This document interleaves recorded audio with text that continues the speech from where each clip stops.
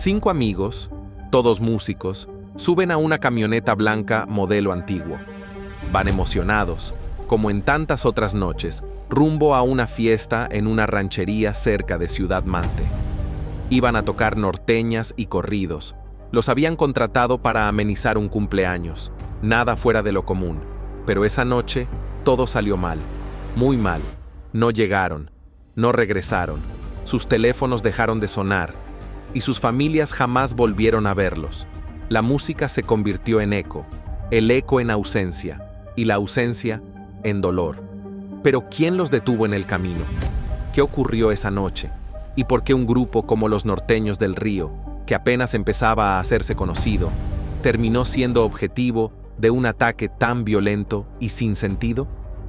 Las autoridades creen haber encontrado los restos de una escena de crimen en un rancho abandonado.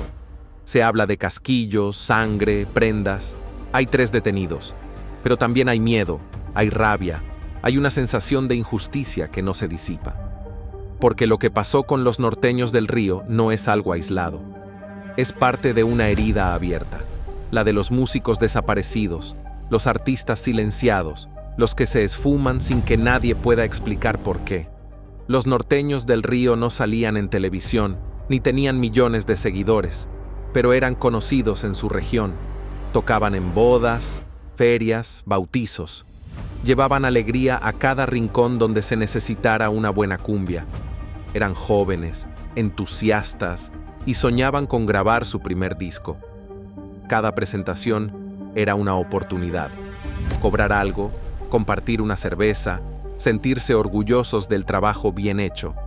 La noche del sábado 7 de junio era otra fecha más. Una fiesta en la ranchería Los Encinos. Una más, pensaron. Se subieron a la camioneta con los instrumentos en la cajuela y arrancaron antes del anochecer. Pero no llegaron. A las 11 de la noche, los teléfonos dejaron de contestar. Los mensajes no fueron leídos. Las familias empezaron a preocuparse. Pasaron las horas y nadie supo nada. Lo que debía ser una noche más se convirtió en una pesadilla sin despertar. Y mientras tanto, en la región, nadie decía nada. Nadie veía nada. Pero todos sospechaban. La madre de Felipe, el baterista, fue la primera en dar aviso. Le pareció extraño que su hijo no regresara ni diera señales. Luego, el padre de Joel, el bajista, confirmó que su celular estaba apagado. Pronto, los 5 fueron reportados como desaparecidos. El caso llegó a oídos del gobernador, Américo Villarreal. Se activaron operativos especiales, se movilizó a la Comisión de Búsqueda, la Guardia Nacional y elementos del Ejército. La esperanza era hallarlos con vida. Las búsquedas comenzaron entre llantos y rezos. Las familias caminaron entre brechas y sembradíos. Y las autoridades rastrearon todo: cámaras, antenas telefónicas, mensajes.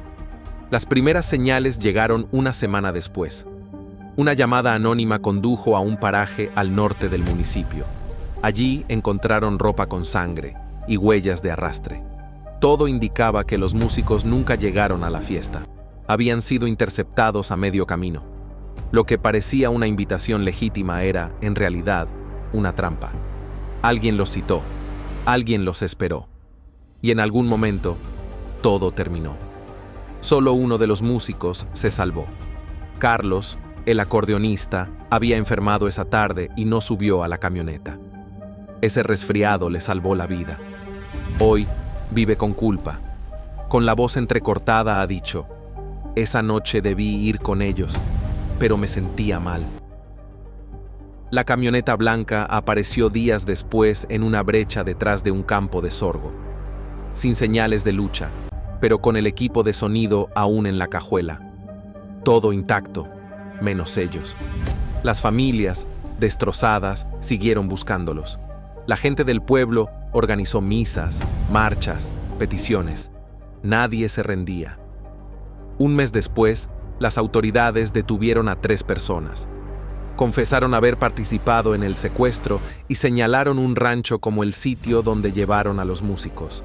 En ese lugar, hoy acordonado, hay vestigios que podrían confirmar lo peor, pero todavía no hay cuerpos, todavía no hay certezas, Solo silencio y una guitarra que no ha vuelto a sonar, porque detrás de cada acorde había una vida, y detrás de cada vida hay una familia que merece saber la verdad. Esta es la historia de los norteños del río, una historia que nunca debió pasar, pero pasó, y nos duele a todos. Tras la confirmación oficial de la Fiscalía y el estremecedor hallazgo en la colonia Aquiles Cerdán, la ciudad de Reynosa quedó sumida en un luto que traspasó fronteras. Las calles por donde alguna vez sonó la música alegre de fugitivos ahora respiraban dolor. Las familias, rotas por dentro, enfrentaban la dura realidad. Sus hijos no volverían, y lo que hasta entonces había sido una historia de esperanza, se transformaba en un reclamo urgente de justicia. El operativo continuó sin tregua. Forenses, agentes ministeriales y especialistas en criminalística pasaron días enteros procesando el lugar donde se presume ocurrió el crimen. Cada fragmento de evidencia, cada rastro de violencia y cada elemento recuperado eran piezas vitales para reconstruir los últimos momentos de los músicos. Se identificaron huellas, restos de instrumentos, rastros biológicos y elementos balísticos que confirmaban la brutalidad con la que fueron asesinados. No se trató de un robo, ni de un error. Fue una ejecución deliberada y cruel, que apuntaba directamente a una estrategia de control territorial por parte del crimen organizado. La comunidad, profundamente dolida, comenzó a organizar vigilias y marchas silenciosas con veladoras, pancartas y fotografías de los 5 músicos. En los rostros de quienes asistían se podía leer la impotencia, pero también la determinación de no permitir que el caso se apagara con el tiempo. Las redes sociales se llenaron de mensajes exigiendo justicia y visibilizando lo que tantas veces se ha callado: la violencia sistemática que enfrentan artistas locales y trabajadores del entretenimiento en regiones azotadas por el crimen. Por su parte, las autoridades estatales y federales intensificaron las investigaciones.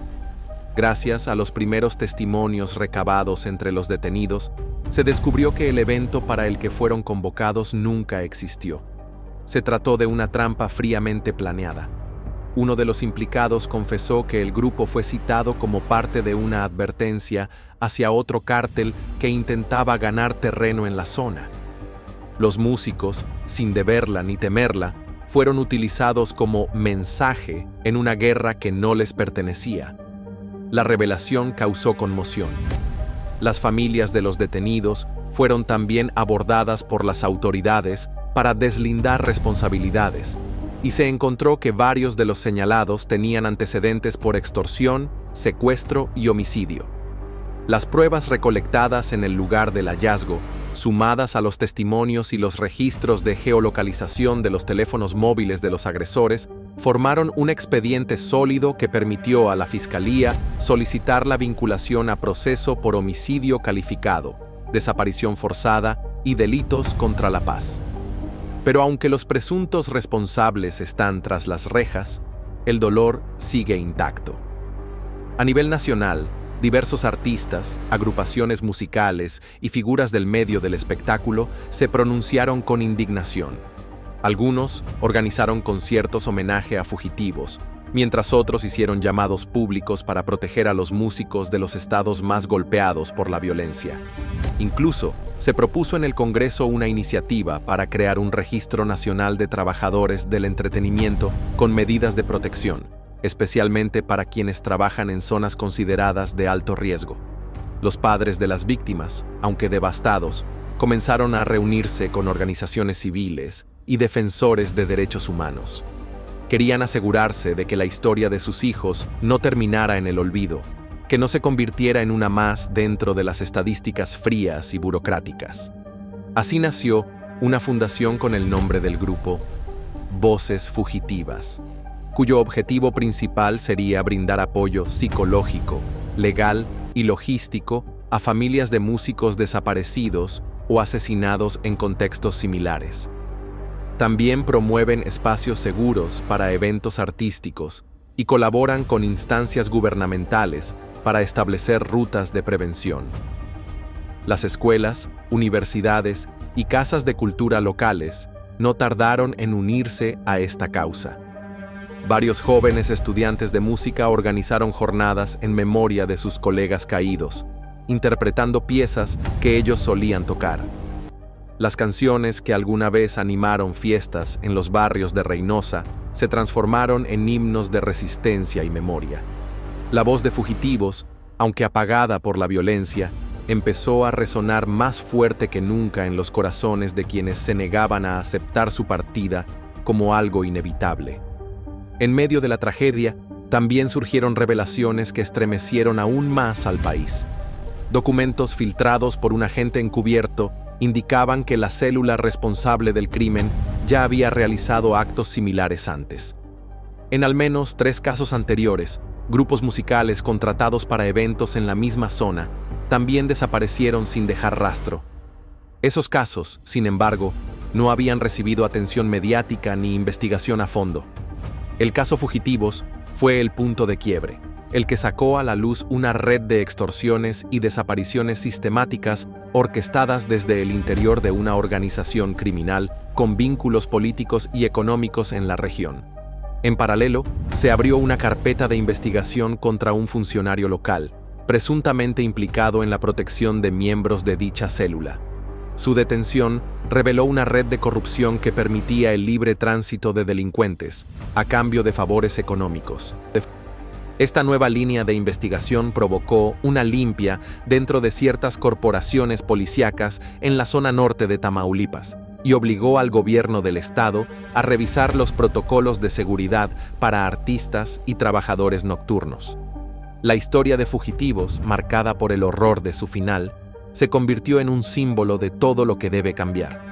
En Reynosa, un mural fue pintado en su memoria en una de las avenidas más transitadas, con sus rostros sonrientes y una leyenda que dice: "Donde hay música, no debe haber miedo". El mural ha sido visitado por miles y se ha convertido en punto de encuentro para quienes exigen justicia y no olvidan. Lo que ocurrió con estos 5 jóvenes no es un caso aislado, sino el retrato de un México que aún lucha por garantizar que el arte no sea silenciado por la violencia, que quienes deciden vivir de la música, del canto, del espectáculo, puedan hacerlo sin temor a no regresar a casa. Que ningún otro grupo tenga que cargar con el dolor de una última canción interrumpida por la brutalidad. La historia de Fugitivos no ha terminado. Apenas comienza el verdadero eco de su voz. Los homenajes comenzaron a surgir en distintas partes del país. Músicos independientes, agrupaciones reconocidas y amantes del regional mexicano organizaron eventos para rendir tributo a los 5 integrantes. En plazas públicas, bares, foros culturales e incluso en redes sociales, se escuchaban sus canciones entre lágrimas, flores y mensajes que pedían justicia. "Nunca los olvidaremos", decía una pancarta en Monterrey. "Su música sigue viva", afirmaban otras voces en Veracruz. Lo que antes era un grupo emergente con sueños de giras y discos, ahora se había convertido en símbolo de resistencia y memoria. Familiares, amigos y seguidores organizaron una caravana en su honor. Recorrieron las calles con los rostros de los músicos impresos en lonas, en camisetas, en corazones rotos. Los padres, aún devastados, alzaban las fotografías de sus hijos con orgullo y rabia contenida, mientras exigían que la investigación no se detuviera, que ningún culpable escapara. "No solo nos arrebataron a nuestros hijos, nos arrancaron una parte del alma", decía una madre con la voz quebrada, mientras sostenía con fuerza el retrato de su hijo, quien apenas tenía 22 años. En los centros escolares donde algunos de los jóvenes habían estudiado, se llevaron a cabo actos simbólicos. Compañeros, maestros y personal educativo colocaron veladoras, flores blancas y mensajes en pizarras improvisadas. Muchos de esos mensajes hablaban no solo del dolor de su partida, sino también del miedo latente. "Pudo haber sido cualquiera de nosotros", se leía en un cartel en Reynosa. El asesinato de los músicos no solo enlutó a sus familias, sino que dejó una marca profunda en toda una generación que se siente desprotegida. Por otro lado, La Fiscalía anunció que seguirá trabajando en nuevas líneas de investigación para determinar si hay más personas involucradas o si el crimen responde a una estructura de represalias dentro de los grupos criminales que dominan la región. Se especula que podría haber otros implicados que aún no han sido capturados, y que las órdenes de lo ocurrido podrían haber venido desde niveles más altos dentro de la organización delictiva. Mientras tanto, la comunidad artística no ha guardado silencio. Diversos cantantes del regional mexicano, así como figuras públicas de otros géneros, han expresado su indignación. Algunos han publicado videos dedicados a los músicos asesinados, otros han pedido públicamente al gobierno mayor protección para quienes trabajan en el medio musical, especialmente en zonas de alto riesgo. Uno de ellos declaró: "Hoy fue Grupo Fugitivo. Mañana puede ser cualquiera de nosotros. Ya basta". A raíz de estos hechos, organizaciones civiles también comenzaron a alzar la voz. Colectivos de madres buscadoras, defensores de derechos humanos y asociaciones de víctimas han exigido que se replantee la estrategia de seguridad en Tamaulipas. Señalan que mientras no se desmantele el control territorial de los grupos armados, seguirán ocurriendo tragedias similares. Han solicitado reuniones con autoridades federales para exigir acciones concretas que garanticen la vida y seguridad de quienes habitan en las zonas más golpeadas por la violencia. En ese clima de tensión y dolor, también surgió una propuesta inesperada. Un grupo de productores musicales, con el apoyo de artistas y periodistas, propuso crear un documental sobre la historia de Grupo Fugitivo. La idea es no solo rendir homenaje, sino también visibilizar los riesgos que enfrentan cientos de músicos en regiones dominadas por el crimen organizado. El proyecto buscaría reconstruir sus vidas, su pasión por la música y las circunstancias que llevaron a su trágico final, desde una perspectiva que combine arte, denuncia y memoria. Los nombres de los jóvenes músicos ya forman parte de una larga lista de víctimas cuya única falta fue soñar en un país donde soñar puede costar la vida. Pero también se han convertido en símbolos de algo mucho más grande: el derecho a vivir sin miedo, a expresarse sin represalias, a existir sin ser exterminado. La historia de Grupo Fugitivo ya no es solo suya, ahora es de todos los que creen en la justicia, en la verdad y en la fuerza del recuerdo. Hoy más que nunca se vuelve urgente repensar el papel de la cultura y la música como espacios de resistencia, que sus notas no se ahoguen en el silencio del miedo, que su voz siga resonando aún después de la tragedia, porque el arte no muere con la violencia. El arte resiste, grita, sana, y si algo nos deja esta historia tan dura como real, es la obligación de no olvidar.